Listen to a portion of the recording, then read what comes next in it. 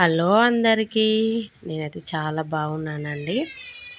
Video చూసే ముందు subscribe చేసుకోని వాళ్ళు సబ్స్క్రైబ్ చేసుకోండి, బెల్ ఐకాన్ కూడా కొట్టండి. మేము పెట్టే వీడియోస్ మీకు నోటిఫికేషన్ ద్వారా వస్తాయండి. ఈరోజు వీడియో వచ్చేసి బీరకాయ పచ్చడి చేస్తున్నానండి. చాలా బాగుంటుంది. దానికి కావాల్సిన పదార్థాలు చూసేద్దామండి. పచ్చిమిర్చి అండి 10 తీసుకున్నాను, బీరకాయ 2 స్పూన్ల ఉప్పు, దోసెత్తులన్నీ వేస్తే చాలా బాగుంటుందండి. నువ్వులు 1 స్పూను, ఎల్లిపాయ చిన్నగడ్డ అండి. ఇవన్నీ పసుపు కూడా మర్చిపోయానండి, పసుపు వేసుకోవాలి. పొయ్యి ఆన్ చేసుకొని దానిపై ఒక బాండి పెట్టుకొని అందులో నువ్వులు వేసుకొని ఫ్రై చేసుకోవాలి. గోల్డెన్ కలర్ వచ్చేంత వరకు ఉంచుకోవాలి.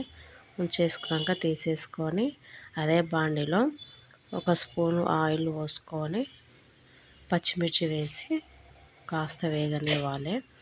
వేగిన తర్వాతకి అందులో చూడండి వేగేసినాయి. ఇందులో బీరకాయలను వేసేద్దాము. ఇవి కాస్త వేగిన తర్వాతకి నువ్వులు దోసెత్తులు కూడా ఇందులోనే వేస్తున్నానండి. ఫ్రై అయిపోతాయి, టేస్ట్ కూడా చాలా బాగుంటుంది. ఇది కాస్త ఫ్రై అయిన తర్వాతకి ఇందులో 1 స్పూన్ పసుపు వేసి కలుపుకొని మూత పెట్టుకోవాలండి, మగ్గిపోతుంది. చూడండి వీడియోలో చూపిస్తున్న విధంగా చూడండి మగ్గేసినాయి. స్టవ్ ఆఫ్ చేసేస్తున్నాను.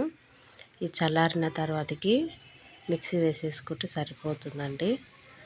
చూడండి 2 స్పూన్ల ఉప్పు వేసేసి మిక్సీ పట్టేస్తున్నాను.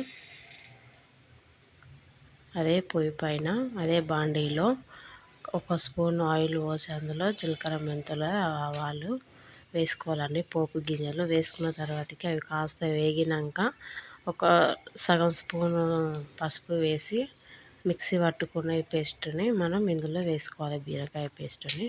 చూడండి ఈ విధంగా అవుతుంది. ఇది జొన్న రొట్టెలకు కానీ వేడి వేడి అన్నంలో కానీ పిల్లలు చాలా ఇష్టంగా తింటారండి ఇది ఇలా చేస్తే. Okay bye.